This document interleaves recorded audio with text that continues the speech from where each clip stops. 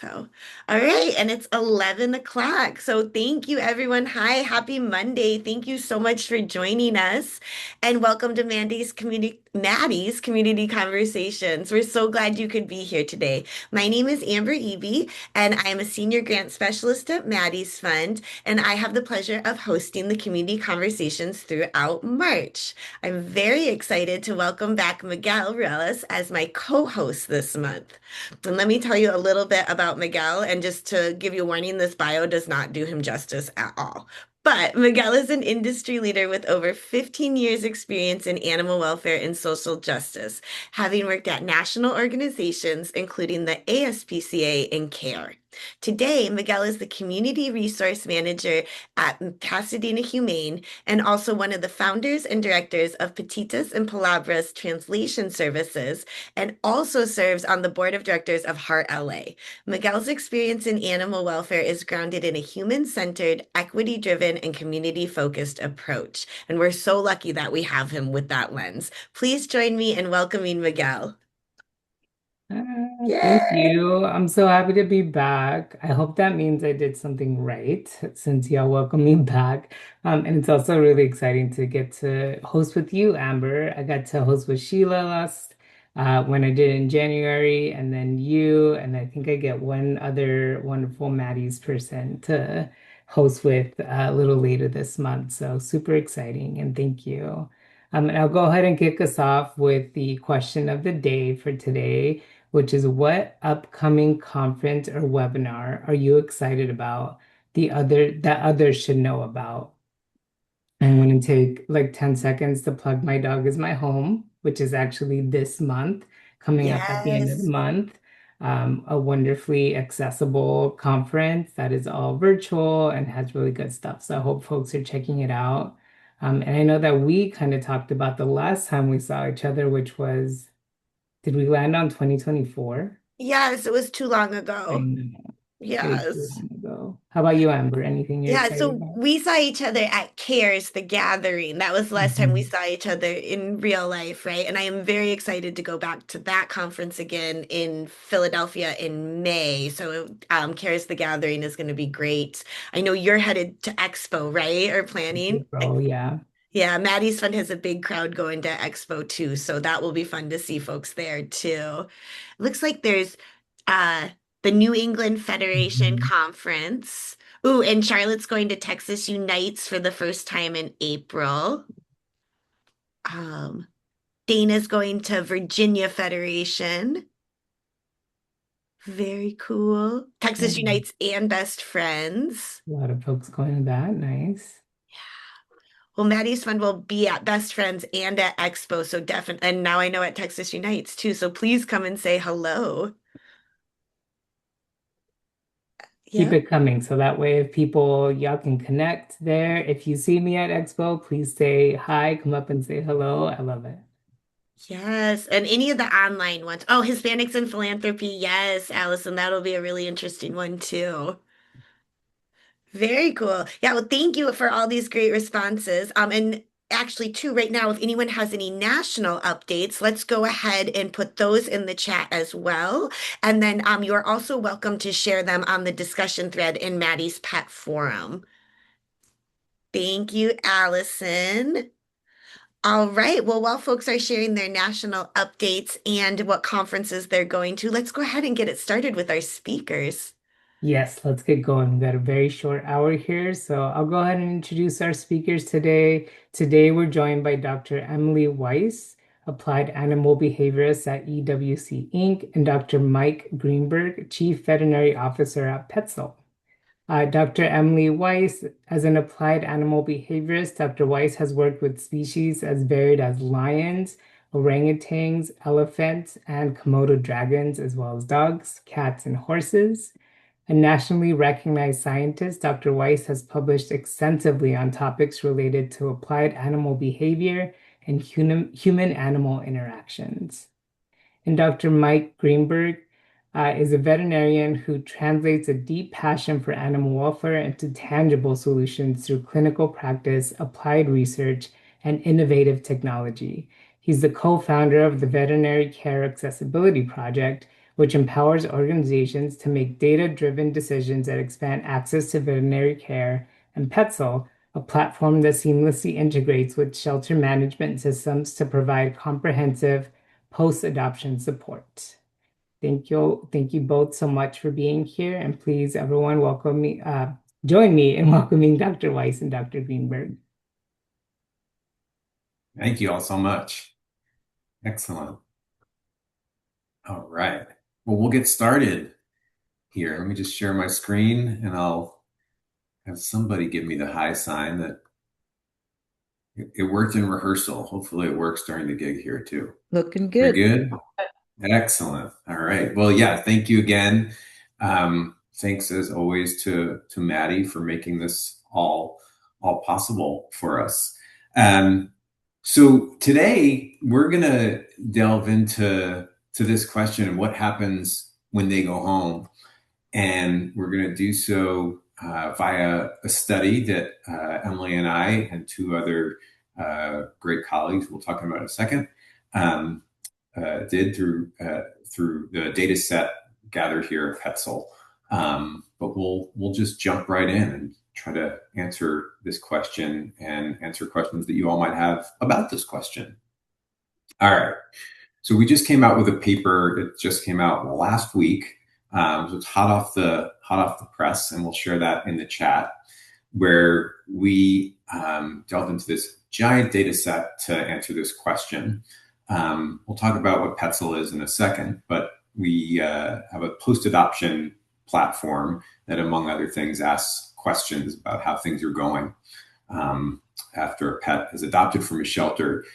And we were sitting around one day, as one does, and I think it was Dr. Levy, Dr. Drew Levy, who I think many of you all know and love, who said, we should do something with this data. We should analyze this data.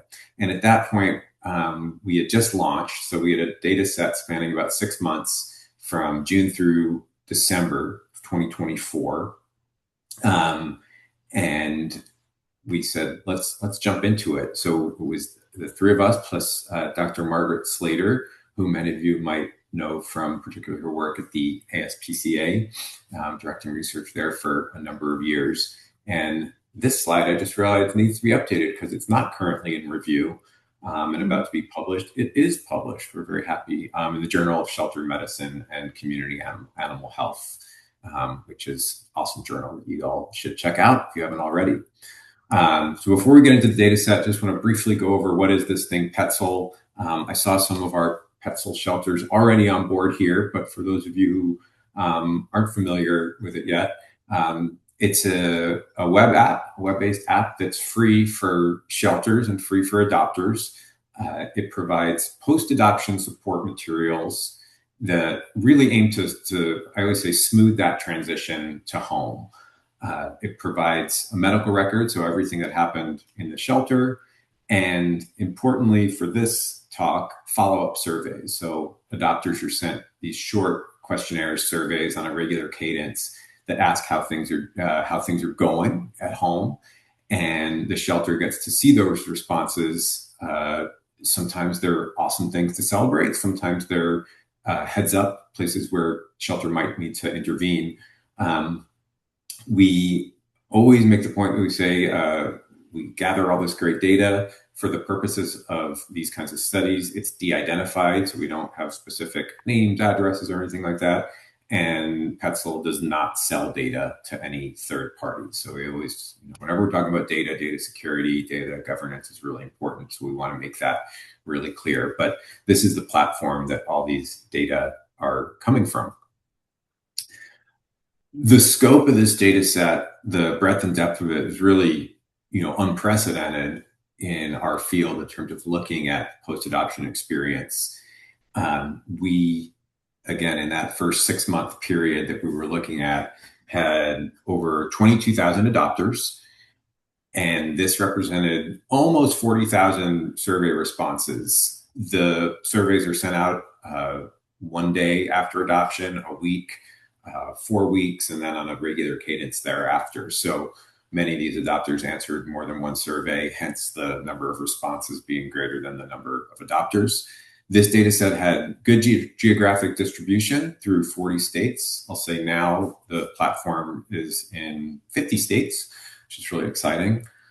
This data set was in 112 shelters, and now I honestly should know the number, but I don't. We far exceeded that, which is great. And again, this was a period of time, 6 months, the last 6 months of 2024.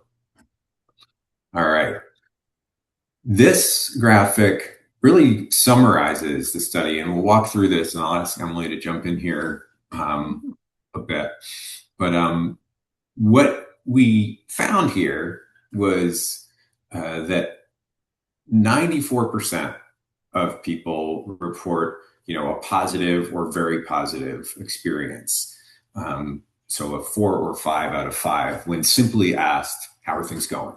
Are things going poorly, or are they going great, or whatever? So 94% of people say things are going, great or really great. However, there's this paradox that came up. I think that a lot of us would expect, if things are going so great, that people are like, all good, no challenges, everything's fine. But what we found was that 80% of dog adopters and about half of cat adopters reported at least one issue, one challenge that they were experiencing.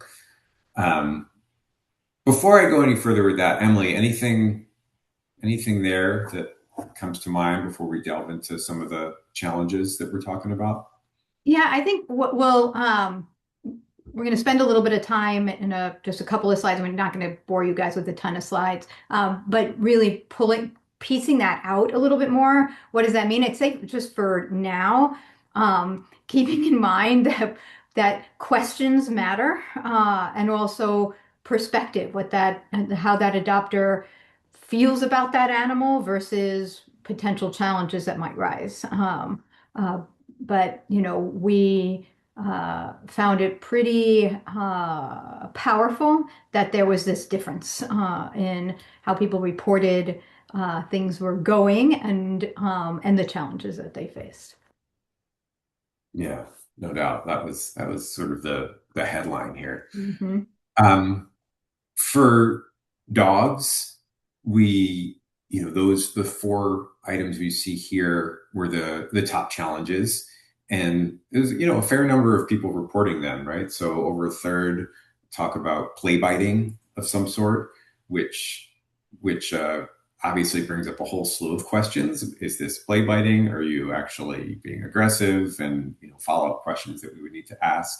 House soiling.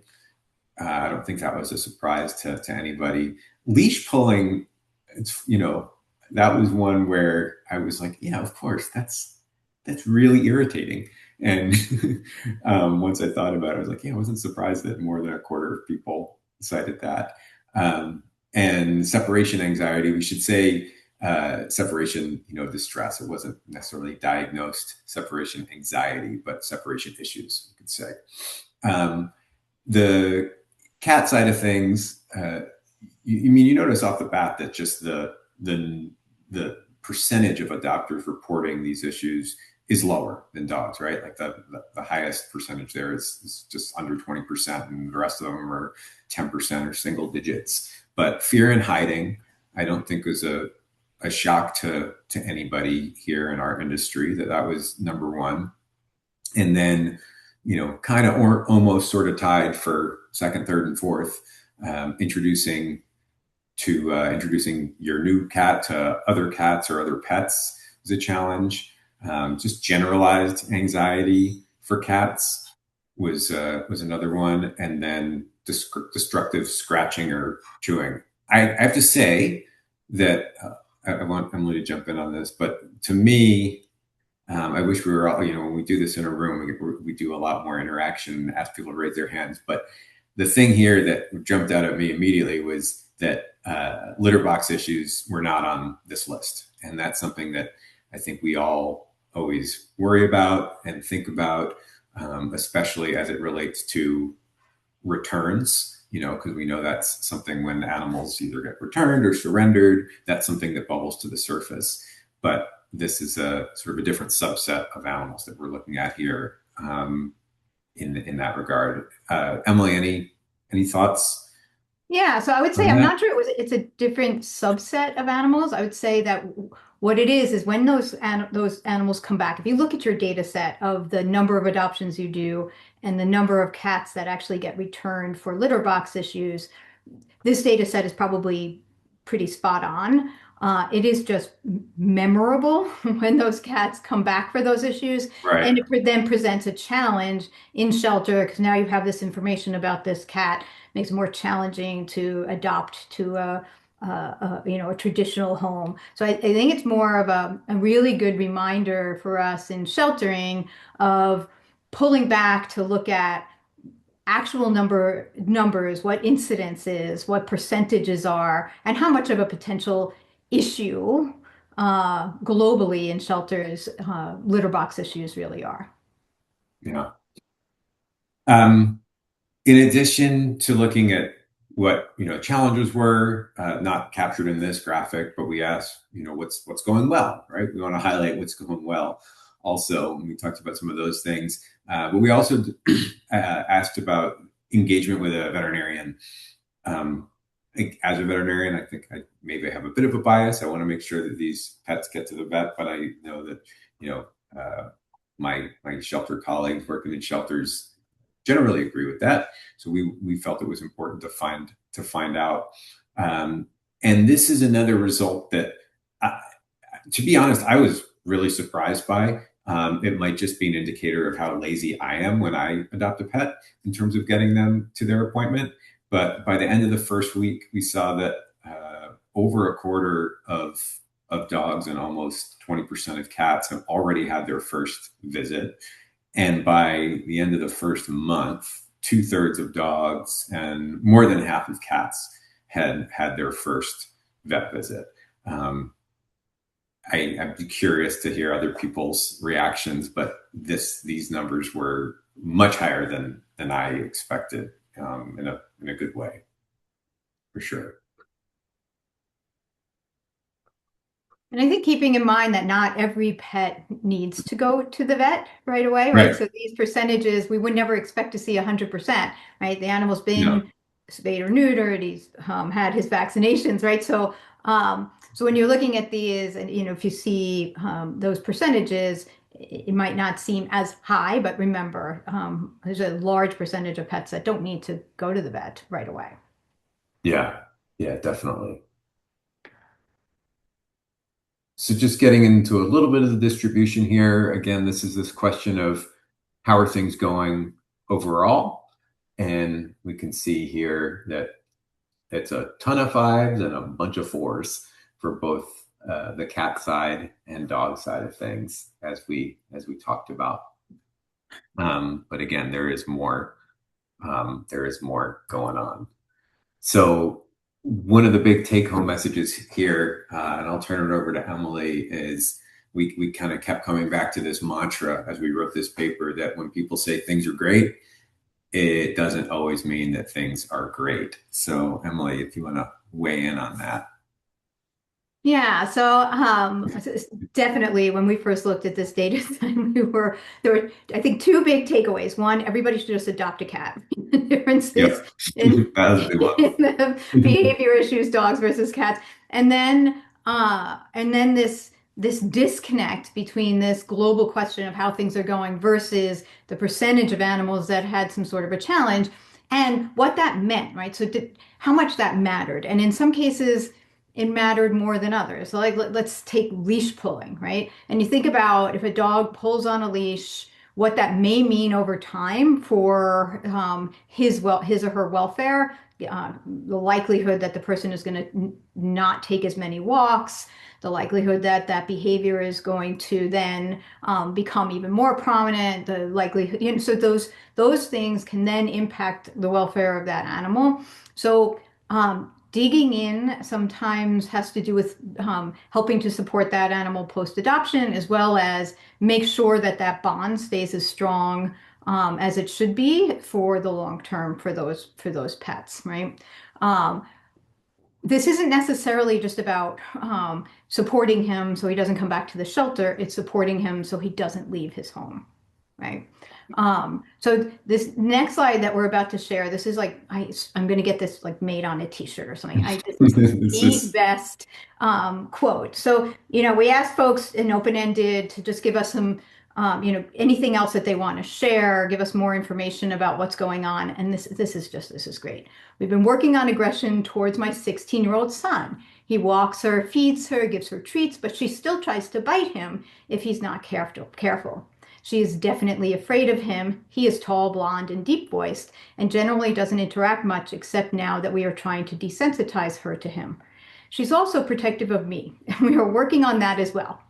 Generally, she is doing wonderful, and we have zero complaints.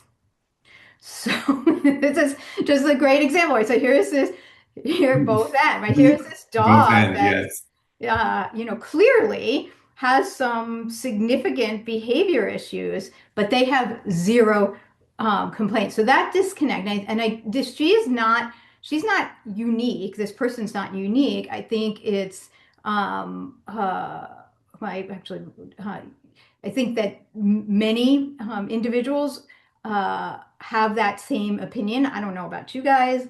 My dogs, I love them to death.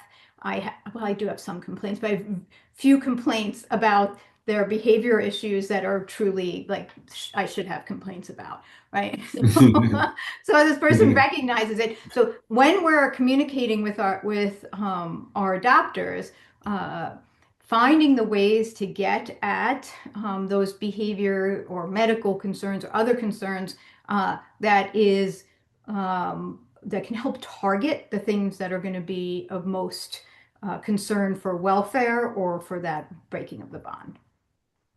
So we're going to pop up that graphic again, the infographic, and we thought this would be a good place to stop yammering and get some questions from you all, and also from the Maddie's team to dig in a little bit more on the data. Yeah, thank you so much, Dr. Weiss and Dr. Greenberg. And if anyone has any questions, please go ahead and share those in the chat. Miguel, do you have any questions you want to share with the speakers so far? There's actually quite a few already. So yeah, I would love to. Awesome. And you, Dr. Weiss, you were kind of touching on this already, just based on that super interesting little snippet there. But what's something that really surprised you about the data that you all found? So a couple of things. I think beyond that paradox, which I think was incredibly surprising, the significance of the differences in challenges for people who adopted dogs versus cats, the percentage of people reporting concerns with cats, I was surprised. I expected that to be a little bit more even. What about you, Mike? Yeah. Not to repeat myself, but I was shocked about how many people went to the vet. I think I don't even remember when we wrote this question, I was almost like, don't even bother. No one's going to do it. But it's a lot of people. So yeah, those were pretty surprising things that jumped out at us.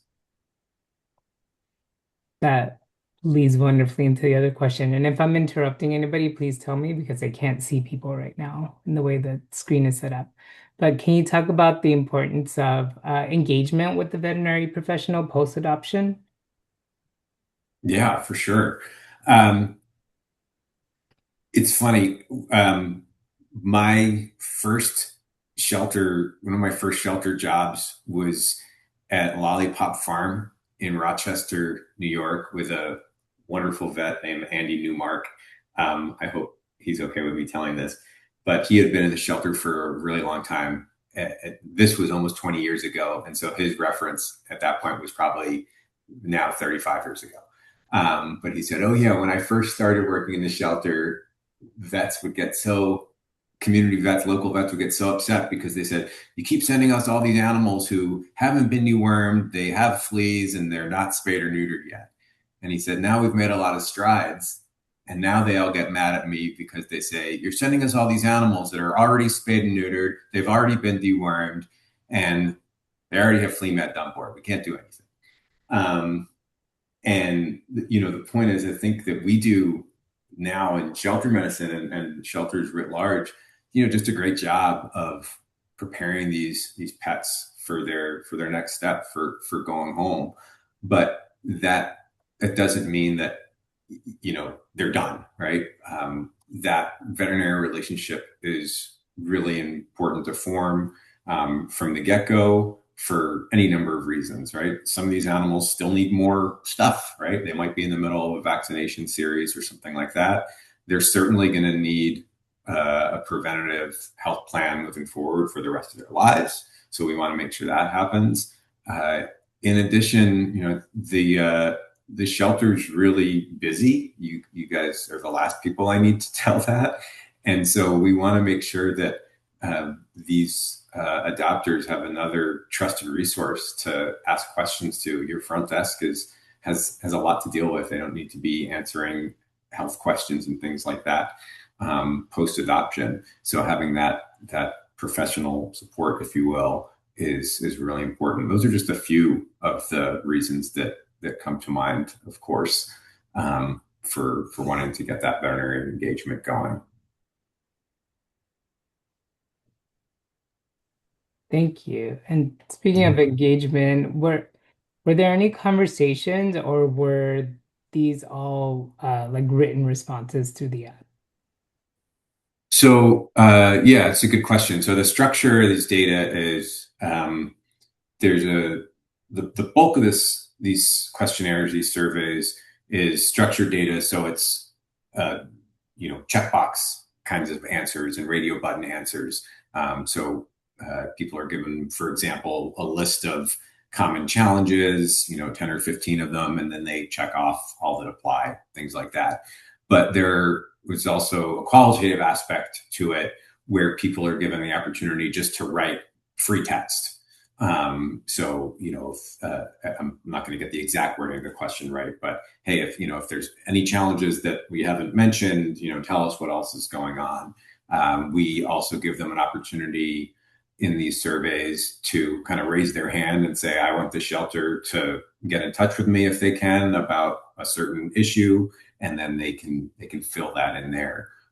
We, as part of this research, didn't go and interview these respondents or anything like that, but we were able to see all of these responses, and largely relied on the structured data, those checkbox answers, and then we looked at some of those free text answers to flesh things out a little bit, like the quote that you saw there in the last slide. But I should say, shelters who use the platform, they have access to all of it. So they're able to see everybody's, all of their own adopters' responses to surveys, both the structured answers and the free text answers, to help sort of inform their decision to reach back out to adopters and intervene if need be. Thank you. Yeah. Kind of staying within the data collection piece of it, can you talk about some of the limitations of the study in terms of demographics of respondents? Yeah, I can grab that one. Yeah, go for it. The limitations, I think, it really are around who responded, right? So we had, what was the response rate? And changed day one, week one, month one. Am I right around 30%? Yeah, it was right around that. Yeah, combined. So that means that there's a large percentage of folks, which, first of all, 30% it's great for this type of survey. And engagement overall is higher than that, but this just responses on the survey were at about that rate. So why those non-responders, we don't know if they are significantly different or not from those that did. We didn't look at we had the responses but not the adopter demographic information. So we didn't look at that. But I think in general, we just have to keep in mind that this may or may not look like all of the adopters within the pool. Yeah, since the data were de-identified, we have no information on the individual people themselves in terms of, age, gender, or anything like that. Got it. Thank you. Gonna flip it a little bit on some of these questions. So, how is fear or hiding different from anxiety for cats? It's a good question. So when we list those answers, those are two distinct choices. And so certainly a cat who's fearful or anxious might hide as a result. And we wouldn't necessarily know that. But in that answer, we gave some in the fear and hiding answer is simply stated as like my cat is hiding and acting fearful. And the anxiety answer gives some examples of, sort of general sort of anxiety or situational anxiety, and cites things like noises or thunderstorms, things like that, to give those examples. So that's the difference in how the question's asked. But I think what the person's alluding to here in this question is, we can't necessarily tease that apart. And that's, going back to one of the limitations, you could look at that as a limitation, that it's, we can't ask the cat, are you hiding because you're anxious or for some other reason? Oh, I wish we could. I'm sure my cat would Yeah. have to say. Yeah. So for folks that responded that they went to the vet, is that self-reporting with no confirmation? Were maybe folks were likely to say that, but hadn't really done so? Or I guess this question is asking, like, was there any verification process?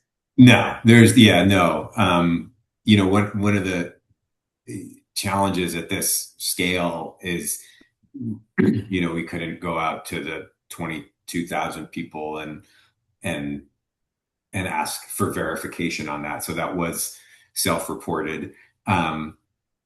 We had 5 different answer options in there, and there were we sort of in the paper we list out the exact answers, but the answers were simply like no, or scheduling, or trying to schedule, and or it's already scheduled and I've been there. So we gave people this sort of range of options, and I did think about that. And one of the things that came to mind, again, this can't verify this, is that for those people who are like, I know I should do it, they do have the option to at least say, I scheduled it, or it's scheduled, but I haven't been there yet. But to the to this person's point who's asking this question, someone could totally say they've done it and they haven't yet, if they're thinking that, hey, I know I'm supposed to say yes to this, and that's just a place where, right, in the shelter world, when we talk about open adoptions and communication and trusting people, it's a place where that comes out. And I like to try to trust people on these things, but you're right to question it. It could be an error there. And I think we chatted about this early on, and felt like, if it felt like there could be something that could come back on that person, if that person felt like, oh, if I don't say this, right, then I'm in trouble. Those other options, I'm working on it, is a good option to choose. That still gave them that flexibility. So while there might be a few folks who felt they had to answer untruthfully, I just don't think it's a lot or meaningful. Thank you. I love that. Just trust what folks are, information folks are giving Yeah, us. there's a point at which, like, there's always that point at which skepticism bleeds over into cynicism, and then you just kind of have a bad day, you know? Absolutely. The next question I have here is it possible to see the results of the survey for the specific shelter that's using it? Yeah, so every shelter who's on the system has a dashboard where we'll see a bunch of different things related to the platform, to Petszel, but they see all of their survey responses in aggregate, so they can, for example, see what percentage of our adopters report house soiling. I know in this study they said 32% of dogs, but what about in our shelter? Is it lower, higher, something like that? The other thing that the shelters will see in their dashboard or have access to is for instances where an adopter's response raises a concern. So, for example, if they respond that they're having issues with aggression towards people, that response will get flagged and sent to an email address of the shelter's choosing, so that they can then choose to follow up with those more concerning cases if they want to. So yeah, they have access to all their data in aggregate, and then some of these specific flags that pop up for them as well to be able to engage and respond. Because ultimately that's what's important, right? Okay, and if folks have more questions, please put them in the chat. We still have a good amount of time for more questions and keep the conversation going. So this next question is, has there been exploration of the meaning of the term "everything is great"? Quote. Are there a certain number of issues that people tolerate before they change that to not so great, etc.? Or could it be a linear thing where tolerance of issues grows weaker over time? Or has there been any work on expectations versus experience around adoptions? Well, this person's like helping design the next study. This is great. We can So, we can get in touch and ask. Emily, yeah, you want to talk about that a little bit? yeah. So the question itself was how are things going? And then it was a Likert scale. So and I forget what each end of the scale was. I think it was uh, from not good It, to it, good, right? it was like smiley faces. So Smiley it's faces, right? displayed Yeah, as like yeah, a frowny face, and right. up to like super smiley, starry-eyed face. Yeah. Highly technical. Yeah. So it was very and we are actually, so it is great question. We're working about on how maybe we can take that question and make it a little bit more sensitive in that global sense, or if we just need to be able to dig in a little bit more, regardless of how they answer that first question. Um, but just to clarify, it was a Likert scale, and it really was just getting on for the overall feeling about how things are going.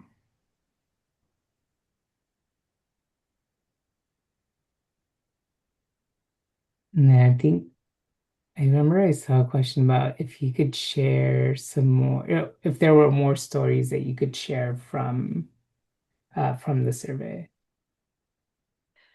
Mike, where should we jump to the Yeah, let me microchip look. tagging? Yeah. Give me a second to see if that's in here. I might have to jump to a different version of the presentation for the microchip. I think it's Um, in there. um, um, There it is. yeah. So here,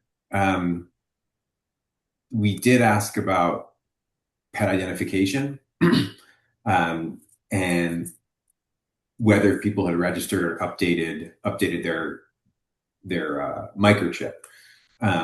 And you can see about 2/3 of people said they had, but there was this not insignificant block who said no, or this actually no, or they weren't sure. So we saw an opportunity here for shelters, all of whom in this study were actually auto-registering chips. So technically the chips had all been registered, to just make it clearer to their adopters, like, hey, this chip's being registered, but be sure to log in, make sure everything's right, and then sort of update your profile, because there's more stuff in a microchip profile than it's just transmitted by the shelter software. So that 40-ish% of people who said no or weren't sure, there would be an opportunity for them to go in and do that. But I'll let Emily speak to what what we have to think about whenever we talk about microchips here, because it's really, this is an important one to think about. Yeah, so I think, when we saw that data, my head immediately went to this old piece of research that we did. But the confusion around microchips has existed for a long time, right? And folks being able to absorb that information, whether it's in shelter or at home, is still something that we need to figure out and work through. And certainly microchips are very important, and making sure that ID is there should other like a simple tag fail. Going back to the old basics and the importance of just an old-fashioned ID tag. And while we had the audience of shelters who are microchipping all of their pets, thinking about the great opportunity to simply put on a personalized ID tag that has the adopter's chosen information to put on there, their cell phone number, the cell phone number of an emergency contact that likely will not be traveling with them when they're traveling, is a powerful way to get that animal home. And there's also other options now that provide 24/7 service to a real human being to be able to connect that person back to their pet. But look, we found that just like changing your darn battery in your smoke detector, like how many of you do that when you're supposed to do it? You're supposed to do it in like twice a year, and you're supposed to do it when we do the time change. I do it when they blast off at 3 a.m., which is inevitable that they blast off at 3 a.m. We just Yeah. don't do it, right? And the same is true with for a lot of these things that people know is important, ID tagging being one of them.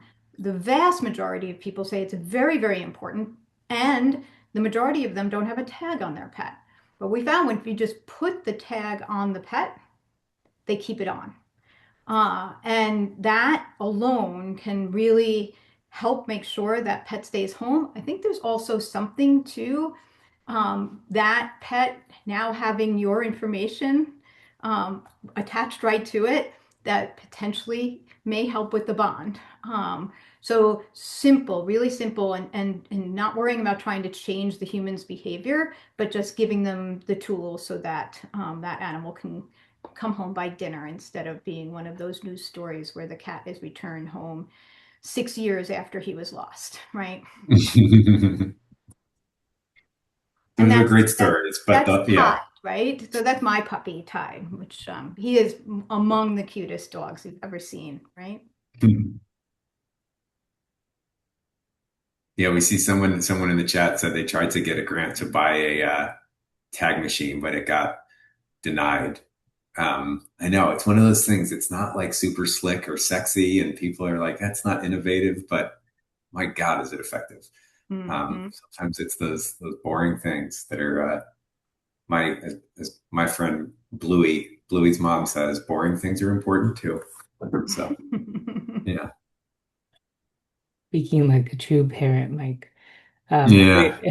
And we're lucky Mhm. enough at Pasadena Humane to have tag machines, and I know that it is really popular, and folks in our community resources program, that folks are really grateful when they're able to just kind of get one on site, and it does they stay with it forever, whether they just kind of keep it on their collar, or sometimes I know people like to have one for them and like one for their pet. And it does kind of help with that bond thing that Emily was talking about, which is interesting to look at.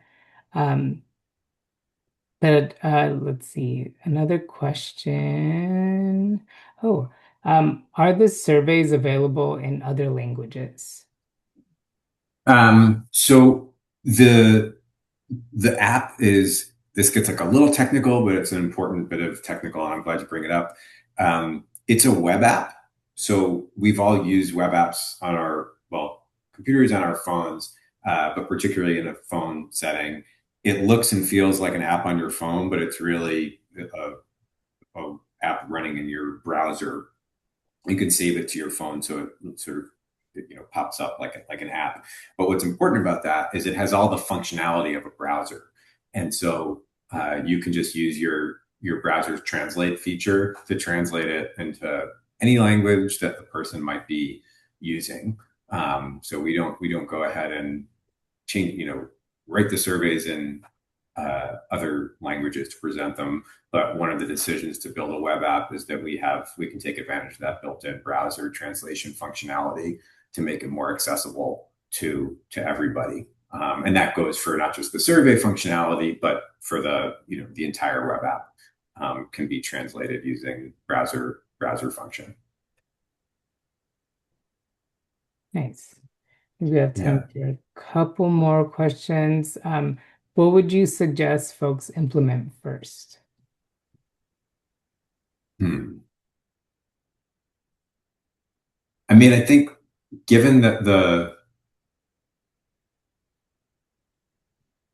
big headline here is that people will say things are going really well, in spite of the fact that they have challenges. For one thing, is a great thing, right? Because it means that people are like, nothing has to be perfect. It can still be going around. So I thought that was a huge thing to celebrate. But to me, it motivates the need, if your organization is interested in learning about the post-adoption period and supporting people through that, that there's a need to probe more deeply than this sort of what I would call sort of surfacey question of how are things going, and sort of leaving it at that. So finding a way to implement a more structured, detailed way of asking questions, of course, without making it too onerous, because then people don't answer. But that would be something that I would definitely lean towards. Emily, anything else on your side on that? Yeah, so On that question? depending on your organization, you may give a lot of information to new adopters as they're taking their pet home, or you may not provide any information to your new adopters as they're taking pet home. But targeting and focusing those resources towards what is most likely to concern that individual adopter, or most likely to pop up for that individual animal, will lead to the most success, right? Because people can only retain so much information.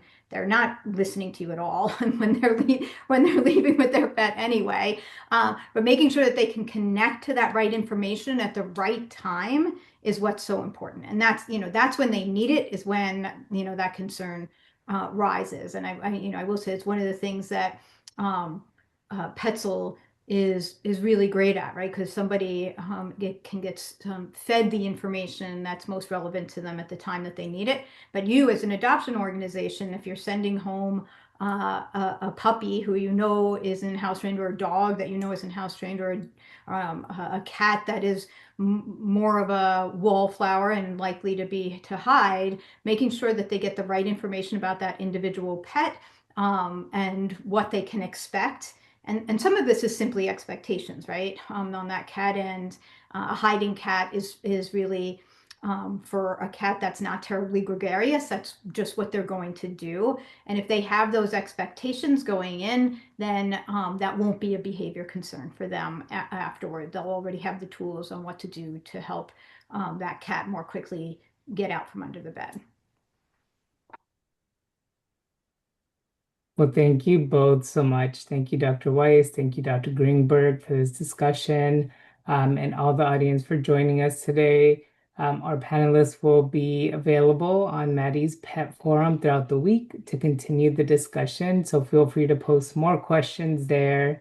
Let's continue this conversation on Maddie's Pet Forum, also with this reflection question. What is your organization currently doing to support our adopters in the weeks and months after they've adopted their new family members? Awesome. Thank you, Miguel. And thank you, Dr. Weiss and Dr. Greenberg, for this very Thank important you. conversation. Yeah, and maybe someone can come and talk to me later about getting my cats out from under the bed because they've been there for years and we're just going to let them stay there. But thank you. And thank you, Miguel, for co-hosting with me today. And I'm looking forward to seeing you again in March. Next week, Miguel and Irene Chansawang from Maddie's Fund will be hosting our conversation, Grief is a Community Action. And if you're interested in hosting, or if you have speakers or topics you'd like to hear from, please let us know and share your suggestions on Maddie's Pet Forum. Thank you so much, everyone, and we look forward to seeing you online and at our calls next week. Have a great rest of your week. Have a good week, everyone. Thank you. Thank you, Dr. Weiss. Thank you, Dr. Greenberg. Thank you, Miguel. Thank you, Maddie's Fun Team. Thank you, everyone, for joining us.